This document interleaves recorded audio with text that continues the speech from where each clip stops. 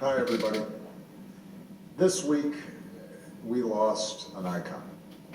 Somebody who was a personal hero of mine, somebody who ended up transforming not just the world of sports, but the world as a whole. The greatest, the champ, Muhammad Ali.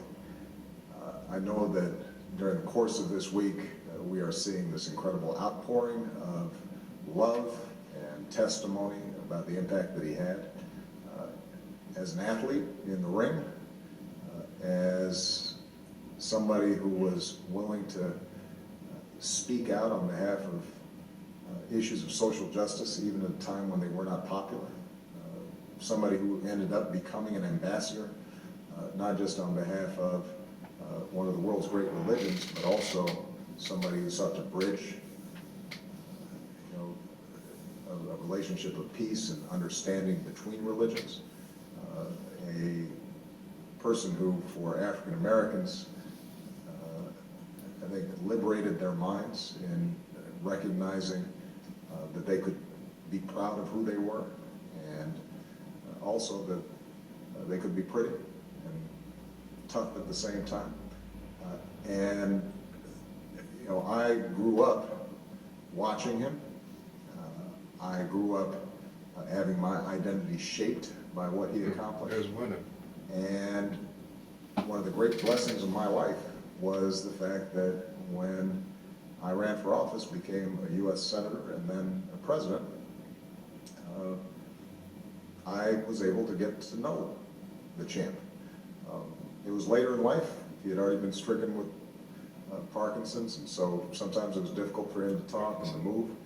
And yet, the incredible gestures of love and support that he showed me was one of the great blessings of my life. And so, during this week, what I wanted to do was to just show you two things that I keep here in the White House as reminders of him.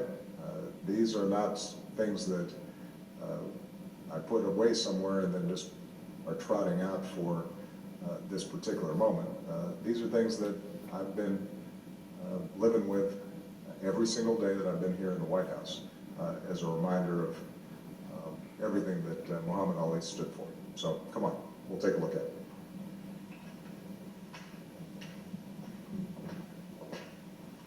We don't want to chill.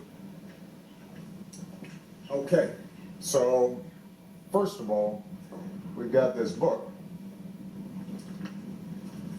which says, GOAT, the greatest of all time, a tribute to Muhammad Ali. And the significance of this book, which I actually keep in the residence, I brought down here. This is sort of the back dining room of the Oval Office where I eat more informal lunches. But I wanted to bring it down here so people could see it. We actually keep this up in the residence. And Shell and the girls, my mother-in-law, we've all thumbed through this book plenty of times. Not only is it an amazing book, which has these incredible pictures of all the iconic photographs that people took of the champ as he was coming up. But the reason it's so important to me is the champ gave this book to me personally. He actually delivered it through somebody who was working on my staff and was a family friend of his, wanted me to have it. And what I learned was that he really was rooting for me the whole time that I was running for the U.S. Senate and running for the presidency. And he thought that having this book would be a nice way for me to know that I had a champ in my corner. And so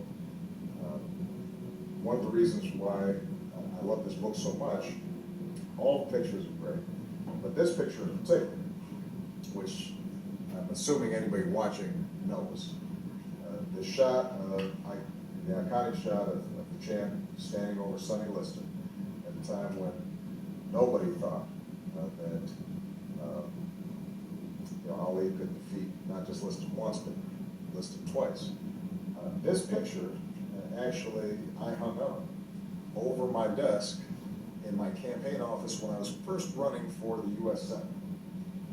And I hung this picture up, a photograph, a poster, because I was a big underdog when I was running for the U.S. Senate. Nobody expected me to win. And every day when I was out there campaigning or making calls, and people would say, what's your name again? How do you pronounce that? Barack Obama. You know, I could come back to my office and see the champ and remember he shocked the world, and maybe I could too. When I won the U.S. Senate race, I took this same poster, the same photograph, and I put it in my Senate office. And, you know, I have always treasured this because it just reminded me that nothing is impossible. And if you put in the work and believe in yourself, you never know what might happen. So I love this book. The fact that the champ gave it to me personally means the world to me. Second thing I want to show you real quick. He has a pair of gloves from the champ that he signed to Barack from Muhammad Ali. And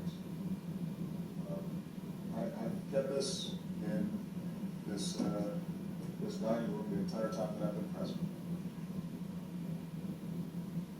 Self-explanatory why it would be important for me to have these here, because although I don't know how good of a boxer I am, I have had to slug it out a little bit here in Washington.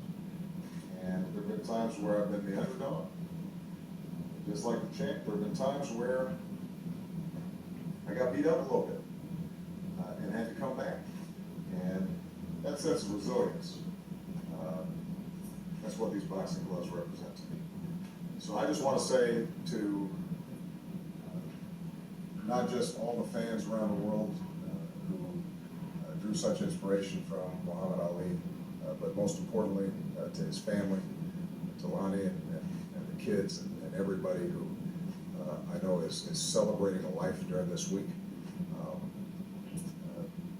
You know, it's very rare where a figure captures the imagination of the entire world. And it's even rarer when that figure They decided to go see you.